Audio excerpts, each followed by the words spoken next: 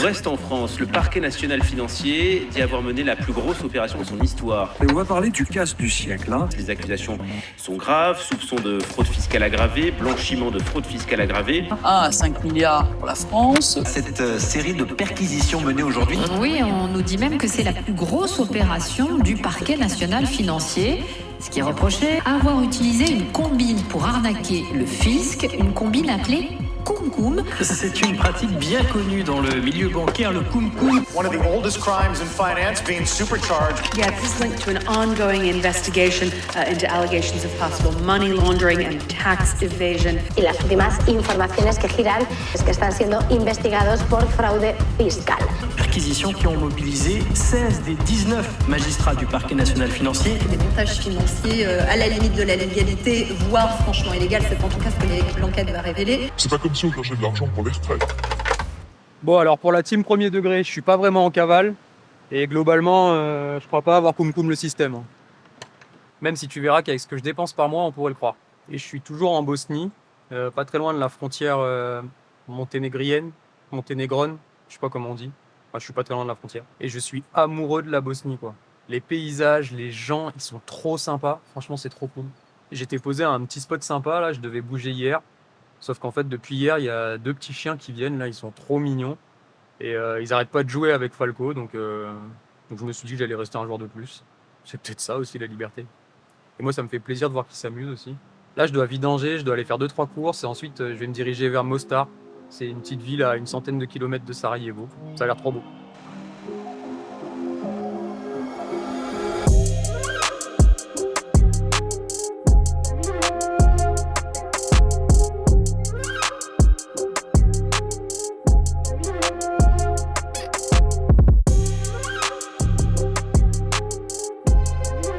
Et en fait, là, je suis sur le vieux pont de Mostar, donc qui a été reconstruit. Et c'est un pont qui sépare la ville en deux. En fait, d'un côté, il y a la partie musulmane et de l'autre côté, il y a la partie chrétienne. Je trouve ça stylé.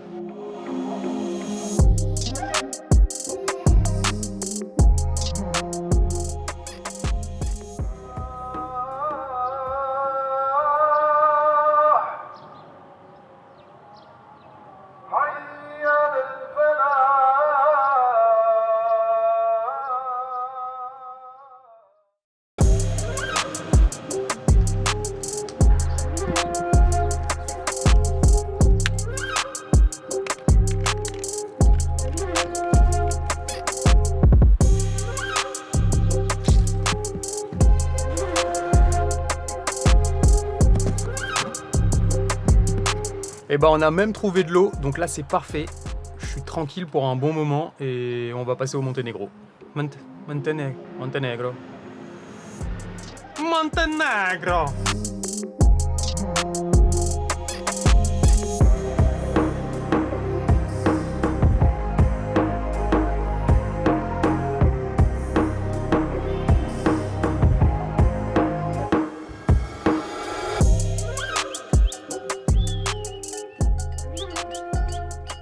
Mais sinon, en admettant que ça coûte hyper cher de vivre en van, ça vaut le coup, non?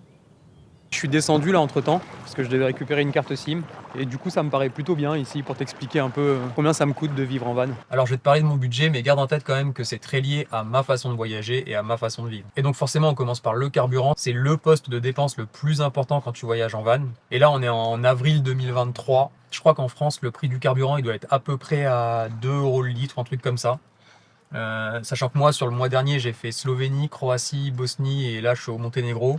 Et on est plutôt aux alentours des 1,30 € le litre. Donc tu vois, ça fait quand même une sacrée différence. Et clairement, si tu veux faire que les pays occidentaux, type la France, l'Allemagne, l'Italie ou les pays nordiques, bah, ça te reviendra beaucoup plus cher en carburant que si tu t'éloignes un peu de ces pays-là. Et en fait, c'est une notion assez intéressante, je trouve, parce que paradoxalement, plus tu vas loin, moins ça te revient cher.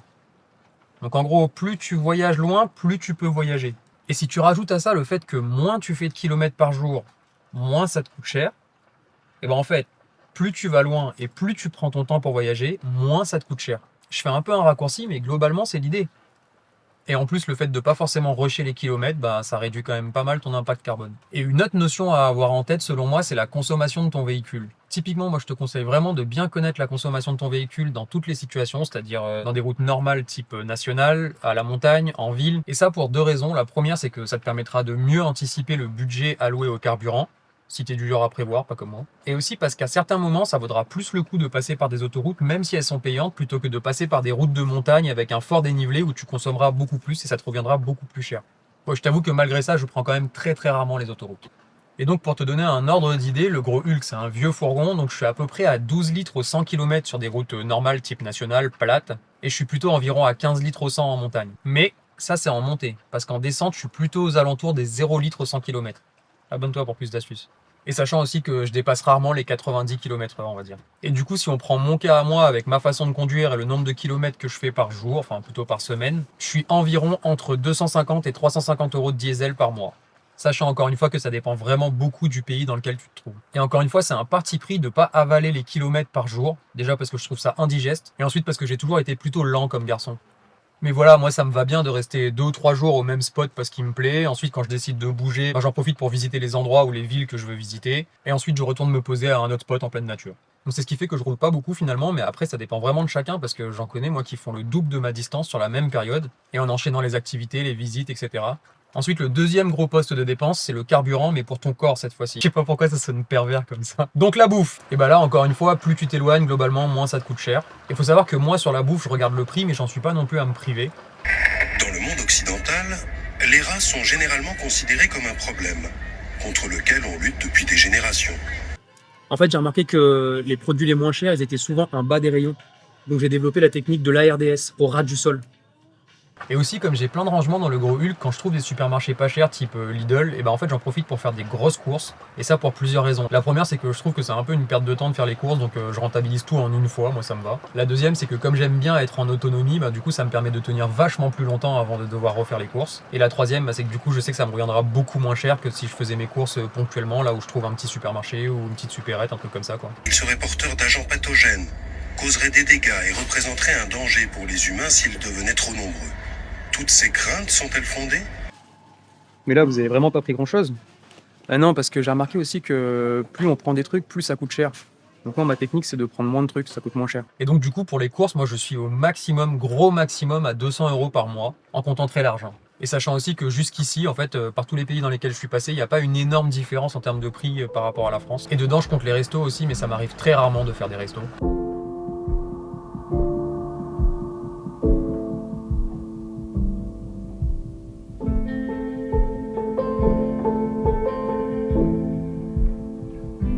Alors Dylan, bonjour, merci de nous accorder cet entretien. Je rappelle que votre anonymat sera préservé. Vous, pour faire des économies, vous avez opté tout simplement pour le vol. Vous vous apprêtez à faire quelques courses. Est-ce que vous pouvez nous préciser ce que vous souhaitez dérober ? Bah alors déjà, de l'huile d'olive, je pense, parce qu'on va pas se mentir, l'huile ça coûte cher, et puis l'olive ça fait mal. Et par contre, moi je vole jamais d'œufs, parce que qui vole un œuf vole un bœuf, et dans le camion j'ai pas la place quoi. Et en plus j'ai un peu peur des représailles, dans certaines régions c'est quand même œuf pour œuf, dent pour dent, donc je préfère pas. Mais vous n'avez rien volé ici ? Alors non, là j'ai rien volé, parce qu'en fait il y avait un vigile qui me faisait très peur, il avait un cache-œil qui lui camouflait une balafre. Terrible. Donc je pense qu'ils sont en plan vigile pirate, j'ai préféré rien voler. Le troisième point de dépense, mais que j'ai déjà compté dans les courses finalement, c'est le budget alloué à Falco. Parce que oui, il a quand même son budget alloué, ce petit parasite. Et globalement, en croquettes, de toute façon, je peux pas choisir, donc je les prends dans les supermarchés, et en fait, il me revient à peu près à 20 € par mois à tout casser. Ensuite, il y a les frais vétérinaires qui sont hyper rares, mais ça peut arriver. Typiquement, quand je suis arrivé en Croatie, j'ai dû aller chez le vétérinaire parce qu'il devait faire tous ses rappels de vaccins, dont celui pour la rage. Et c'est un vaccin obligatoire si tu veux voyager avec ton chien. Et donc, j'en ai profité pour lui prendre des antiparasitaires, enfin bref, ce genre de conneries. Et là, j'en ai eu pour 90 € par exemple. Ce qui est pas très cher comparé à la France. Le point suivant, c'est les activités et les visites que tu veux faire. Là, encore une fois, comme je vais pas trop dans les grandes villes et que j'aime pas trop payer pour visiter la nature, bah, globalement, ça me revient pas très cher. Après, en activité, probablement j'en ferai par la suite, mais là pour l'instant j'en ai pas fait. Et ça m'arrive quand même, hein. Le mois dernier en Croatie, j'ai fait les lacs de Plitvice. J'arrive toujours pas à le dire. Plitvice. Et là j'ai dû payer pour les faire. Ensuite, un autre point de dépense, c'est la lessive pour ton linge. Et là encore, ça me revient pas très cher, mais parce que j'ai beaucoup de vêtements et notamment j'ai énormément de t-shirts et de caleçons, donc ça me permet d'espacer au maximum les lessives. Et en gros, je dois faire à peu près une lessive par mois, grand maximum. Et entre la machine à laver et le sèche-linge, ça me revient à tout casser à 10 € par mois, quoi. Et donc après, t'as tous les frais fixes liés au camion ou pas. Et là, globalement, moins t'as de frais fixes, mieux c'est. Et donc par exemple pour l'assurance du gros Hulk, moi j'ai pas une assurance de fou. Je sais qu'il y en a qui prennent une assurance tout risque avec toutes les options assistance, etc. Moi je me dis que dans les pays que je vais faire, globalement, en fait j'essaierai de me débrouiller sur place. Normalement c'est un vieux Merco, donc ils connaissent quand même assez bien ce type de véhicule. Ils ont les pièces. Et la main-d'œuvre devrait coûter un petit peu moins cher quand même. Donc ça c'est pour la partie mécanique. Et pour la partie vol du camion, en fait j'ai Falco quoi. Et il faut bien qu'il justifie son coût en croquettes par mois, non? Et du coup, pour mon assurance, moi, elle me revient un petit peu plus de 30 € par mois, ce qui est pas énorme. Et puisqu'on est sur l'assurance, j'ai aussi une assurance responsabilité civile à part. Ça, c'est pas tant pour moi, c'est aussi pour Falco. On sait jamais ce qui peut arriver. Donc, si jamais il cause un dommage à quelqu'un, au moins, je suis couvert. Et ça, c'est un peu moins de 4 € par mois. Ensuite, il y a le forfait téléphone et les cartes SIM locales. Donc moi j'ai un forfait SFR, je fais vraiment pas de pub pour eux parce que je trouve que leur service client est vraiment nul. Mais bon voilà, pour un peu moins de 15 €, moi j'ai 110 Go de data en Europe. Et quand je suis pas en Europe, en fait, je prends des cartes SIM locales. Et pour te donner un ordre d'idée, par exemple, en Bosnie, c'était hyper cher, c'est 10 €, 20 Go de data. Et là, je suis au Monténégro et en fait, pour 10 €, tu as 500 Go de data. Donc ça va vraiment dépendre d'un pays à l'autre. Et pour la petite histoire, quand j'ai passé la frontière entre la Croatie et la Bosnie, j'avais oublié de désactiver ma carte SIM SFR. En 10 minutes, j'ai reçu un texto d'SFR pour me dire que j'avais dépassé les 60 € de hors forfait à l'étranger. Et un tout dernier point qui, selon moi, fait du sens. Je rentre pas dans le détail volontairement parce que c'est pas du tout le sujet, mais peut-être que ça peut donner à réfléchir. Et si c'est le cas, c'est tant mieux. Et c'est un point qui est assez important pour moi, mais c'est d'allouer une partie du budget, même minime, à des gens qui en auraient besoin en fait sur la route. Alors je suis absolument personne pour dire ça, mais globalement je pense que ça peut pas faire de mal, voire même au contraire. Et voilà, moi ça me paraît important de contribuer d'une façon ou d'une autre, même si c'est ponctuellement. Et un peu égoïstement, ça me permet quand même de moins culpabiliser sur le fait d'avoir des moyens que d'autres n'ont pas quoi. Et donc voilà, si je mets tout ça bout à bout, et pour le mois dernier par exemple, où j'ai fait une petite partie de la Slovénie et pas mal la Croatie, j'en suis à moins de 600 € par mois. Sachant qu'encore une fois, d'un mois à l'autre, ça risque de varier parce que le coût de la vie est pas le même dans chaque pays. Et je sais pas ce que t'en penses, mais moi je trouve ça quand même plutôt très raisonnable, voire même assez fou quand même, sachant que je suis en train de voyager. Et encore une fois, c'est parce que moi je paye pas les parkings dans les grandes villes, que je mets pas le gros Hulk dans des campings. Toi, si tu comptes le faire, ce sont des frais qu'il faudra prévoir en plus. Mais voilà, globalement, à combien ça me revient un mois de voyage en van. Et au-delà de juste les chiffres, j'espère que j'ai pu t'apporter un petit peu de matière pour que tu puisses raisonner derrière. Comme d'habitude, si t'as apprécié la vidéo, t'hésites pas, tu likes, tu commentes, tu partages, ça fait toujours plaisir et ça mange toujours pas de pain. Et surtout, ça impactera pas du tout ton budget. Je te dis à la semaine prochaine si j'ai des histoires à te raconter. Ciao beau gosse, ciao belle gosse.